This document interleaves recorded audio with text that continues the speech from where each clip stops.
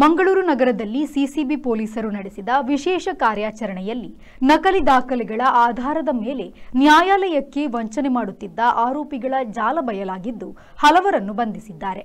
ಆರೋಪಿಗಳು ನಕಲಿ ಆಧಾರ್ ಕಾರ್ಡ್ ಮತ್ತು ಪಹಣಿ ಪತ್ರಗಳನ್ನು ತಯಾರಿಸಿ ಅವುಗಳನ್ನು ನೈಜ ದಾಖಲೆಗಳೆಂದು ತೋರಿಸಿ ಕ್ರಿಮಿನಲ್ ಪ್ರಕರಣಗಳಲ್ಲಿ ಬಂಧಿತರಾಗಿದ್ದವರಿಗೆ ಜಾಮೀನು ನೀಡುವ ಕೃತ್ಯದಲ್ಲಿ ತೊಡಗಿರುವುದನ್ನು ಪೊಲೀಸರು ಪತ್ತೆ ಹಚ್ಚಿದ್ದಾರೆ. ಆರೋಪಿಗಳು ನಕಲಿ ಆಧಾರ್ ಕಾರ್ಡ್ ಮತ್ತು ಪಹಣಿ ಪತ್ರಗಳನ್ನು ತಯಾರಿಸಿ ಅವುಗಳನ್ನು ನೈಜ ದಾಖಲೆಗಳೆಂದು ತೋರಿಸಿ ಕ್ರಿಮಿನಲ್ ಪ್ರಕರಣಗಳಲ್ಲಿ ಬಂಧಿತರಾಗಿದ್ದವರಿಗೆ ಜಾಮೀನು ನೀಡುವ ಕೃತ್ಯದಲ್ಲಿ ತೊಡಗಿರುವುದನ್ನು ಪೊಲೀಸರು ಪತ್ತೆ ಹಚ್ಚಿದ್ದಾರೆ. ಈ ಬಗ್ಗೆ ಪೊಲೀಸ್ ಕಮಿಷನರ್ ಸುಧೀರ್ ಕುಮಾರ್ ರೆಡ್ಡಿ ಅವರು ಮಂಗಳೂರಿನ ಕಮಿಷನರ್ ಕಚೇರಿಯಲ್ಲಿ ಸುದ್ದಿಗೋಷ್ಠಿ ನಡೆಸಿ ಮಾಹಿತಿ ನೀಡಿದ್ದಾರೆ. ಸೆಪ್ಟೆಂಬರ್ 9ರಂದು ಸಿಸಿಬಿ ಪೊಲೀಸರಿಗೆ ಬಂದ ಖಚಿತ ಮಾಹಿತಿಯ ಮೇರೆಗೆ ಉರ್ವ ಪೊಲೀಸ್ ಠಾಣಾ ವ್ಯಾಪ್ತಿಯ ಅಬ್ದುಲ್ ರೆಹಮಾನ್ನನ್ನು ವಶಕ್ಕೆ ಪಡೆದು ವಿಚಾರಣೆ ನಡೆಸಲಾಯಿತು.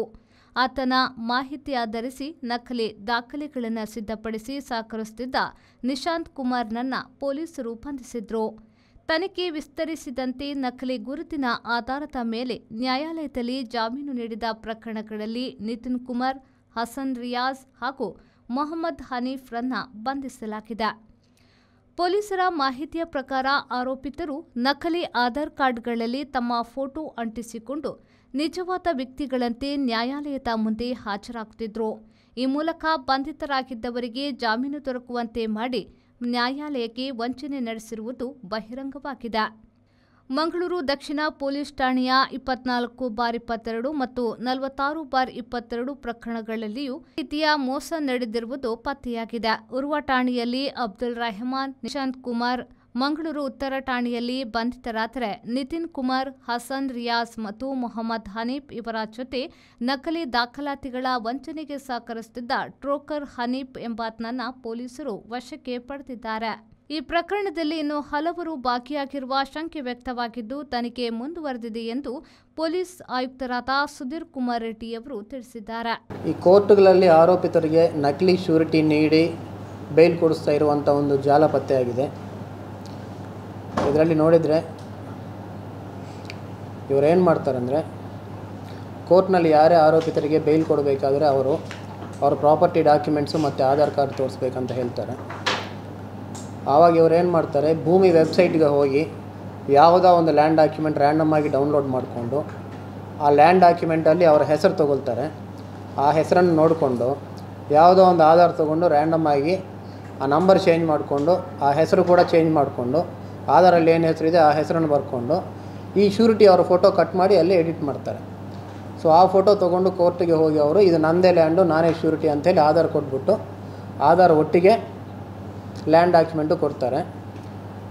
ಸೊ ಕೋರ್ಟ್ನವರು ಕೂಡ ಅವರಿಗೆ ವಿಷಯ ಗೊತ್ತಾದ ಮೇಲೆ ಒಂದು ಮಾಡ್ಕೊಂಡಿದ್ದಾರೆ. ಅವರು ಈ ಮೊದಲು ಏನು ಮಾಡ್ತಾಯಿದ್ರು, ಒಬ್ಬನೇ ಹೋಗಿ ಭಾಳಷ್ಟು ಜಾಮೀನು ಕೊಡ್ತಾ ಇದ್ದಿದ್ದಕ್ಕೆ ಈ ರೀತಿ ಮಾಡಬಾರ್ದು ಅಂತ ಹೇಳಿ ಅವರು ಒಂದು ಸಿಸ್ಟಮ್ ಸ್ಟಾರ್ಟ್ ಮಾಡಿಕೊಂಡು ಆ ಸಿಸ್ಟಮಲ್ಲಿ ಒಂದು ಆಧಾರ್ ಇದ್ದವರು ಒಂದು ಆಧಾರ್ ನಂಬರ್ಗೆ ಒಂದೇ ಶ್ಯೂರಿಟಿ ಕೊಡಲಿಕ್ಕೆ ಅವಕಾಶ ಇದೆ ಅಂಥೇಳಿ ಒಂದು ಸಿಸ್ಟಮ್ ಮಾಡ್ಕೊಂಡಿದ್ದಾರೆ.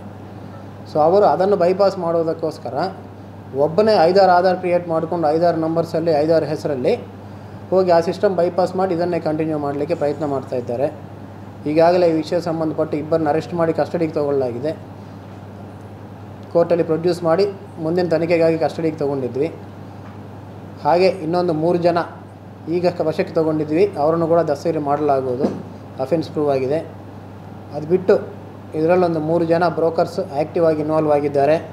ಸುಮಾರು ಒಂದು 10 ಜನರನ್ನು ತೊಗೊಂಡು ದಕ್ಷಿಣ ಕನ್ನಡ, ಉಡುಪಿ ಜಿಲ್ಲೆಗಳಲ್ಲಿ ಭಾಳ ಕೇಸಸಲ್ಲಿ ಈ ರೀತಿ ಮಾಡಿದ್ದಾರೆ ಅಂತ ಗೊತ್ತಾಗಿದೆ. ಇದರಲ್ಲಿ ನೋಡಿದರೆ ದಕ್ಷಿಣ ಕನ್ನಡ ಜಿಲ್ಲೆಯಲ್ಲಿ ಎಸ್ಪೆಷಲಿ ಒಂದು ಮರ್ಡರ್ ಕೇಸಲ್ಲಿ ಕೂಡ ಈ ರೀತಿ ಒಬ್ಬನು ಜಾಮೀನು ಪಡೆದಿದ್ದಾನಂತ ಗೊತ್ತಾಗಿದೆ. ಅದೇ ರೀತಿ ಒಂದು SC/ST ಕೇಸಲ್ಲಿ ಕೂಡ, ಅಟ್ರಾಸಿಟಿ ಕೇಸಲ್ಲಿ ಕೂಡ ಜಾಮೀನು ಪಡೆದಿದ್ದಾರೆ. ಉಡುಪಿಯಲ್ಲಿ ಒಂದು 10 ಪ್ರಕರಣದಲ್ಲಿ ಇದೇ ರೀತಿಯಾಗಿದೆ. ಇದೇ ಇನ್ಫಾರ್ಮೇಷನ್ ಅವ್ರ ಜೊತೆ ಹಂಚ್ಕೊಳ್ಳಲಾಗುವುದು, ಅಲ್ಲಿ ಕೂಡ ಪ್ರಕರಣ ದಾಖಲಾಗುತ್ತೆ. ನಮ್ಮಲ್ಲಿ ಈಗಾಗಲೇ 3 ಪ್ರಕರಣ ದಾಖಲಾಗಿದೆ. ಈ ನಾವು ಫಸ್ಟ್ ಕೇಸ್ ಮಾಡಿದ ನಂತರ ಏನಾಗಿದೆ, ಒಬ್ಬರು ಪಬ್ಲಿಕ್ ಅವರಿಗೆ ಬಂದಂಥ ಅನುಮಾನದ ಮೇಲೆ ಅವರು ಚೆಕ್ ಮಾಡಿಕೊಂಡಿದ್ದಾರೆ RTC. ಅವರ RTCಯನ್ನು ಚೆಕ್ ಮಾಡಿಕೊಂಡಿದ್ದಾಗ ಒಬ್ಬರು ಫೇಕ್ ಶ್ಯೂರಿಟಿ ಅವರ ಜಮೀನನ್ನು ಕೊಟ್ಬಿಟ್ಟು ಶ್ಯೂರಿಟಿ ಕೊಟ್ಟು ಕೋರ್ಟ್ನವ್ರಿಗೆ ಆ ವಿಷಯ ಇವರು ಮೋಸ ಮಾಡಿದ್ರಿಂದ ಅವರೇ ಶ್ಯೂರಿಟಿ ಅಂತ ಅಂದ್ಕೊಂಡು ಆ ಲ್ಯಾಂಡ್ ಅಟ್ಯಾಚ್ ಮಾಡಿಬಿಟ್ಟಿದ್ದಾರೆ. ಸೊ ಈಗ ಅವರು ಅದನ್ನು ತಂದು ಕೋರ್ಟಲ್ಲಿ ಅಪೀಲ್ ಮಾಡಿಕೊಂಡಿದ್ದಾರೆ. ಆ ಸಂಬಂಧ ಕೂಡ ಒಂದು ಹೊಸ ಪ್ರಕರಣ ದಾಖಲಾಗಿದೆ. ಸೊ ಪಬ್ಲಿಕ್ಕು ಕೂಡ ಎಲ್ಲಾದರೂ ನಿಮ್ಮ ಲ್ಯಾಂಡ್ RTC ಒಂದ್ಸಲ ಚೆಕ್ ಮಾಡ್ಕೊಳ್ಳಿ ಆನ್ಲೈನು. ಯಾರಾದರೂ ನಿಮಗೆ ಗೊತ್ತಿಲ್ಲದೆ ಎಲ್ಲಾದರೂ ಅಟ್ಯಾಚ್ ಮಾಡಿದರೆ ಅದನ್ನು ಕ್ಲಿಯರ್ ಮಾಡಿಸ್ಕೊಳ್ಳಿಕ್ಕೆ ನೆಕ್ಸ್ಟ್ ಸ್ಟೆಪ್ಸ್ ತೊಗೋಬೇಕಾಗತ್ತೆ. ಸಮಸ್ಯೆ ಇದ್ದರೆ ಪೊಲೀಸ್ ಸ್ಟೇಷನ್ಗೆ ಹೋಗಿ ಸಹಾಯ ಮಾಡ್ತಾರೆ. Sharath Salian, V4 news, Mangaluru.